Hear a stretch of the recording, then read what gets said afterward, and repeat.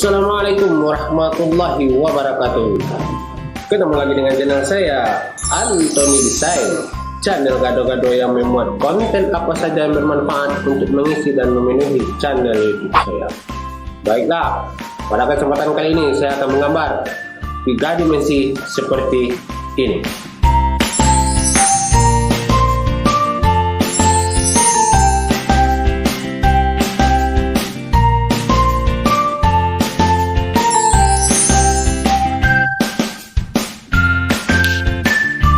Apa saja bahan-bahan dan alat-alat untuk membuat gambar 3 dimensi tersebut? Seperti biasa, saya kenalkan alat-alat dan bahan yang akan kita buat untuk membuat gambar 3 dimensi tersebut. Pertama, yang pastinya alat tulis. Di sini saya menggunakan spidol untuk menggambar di media nanti. Kemudian kuas untuk menggambar nanti dengan cat. Kemudian cat yang akan saya pakai untuk menggambar 3 dimensi sekarang yaitu pertama warna hitam, yang kedua abu-abunya gelap, ketiga warna abu-abu sedikit terang. Itulah warna yang akan saya pakai, hitam, abu-abu dan abu-abunya terang. Kemudian mal atau gambar 3 dimensinya nanti kita akan menggunakan gambar seperti ini. Bagaimana pembuatan gambar ini? Ya, sekarang kita lihat video untuk membuat gambar ini.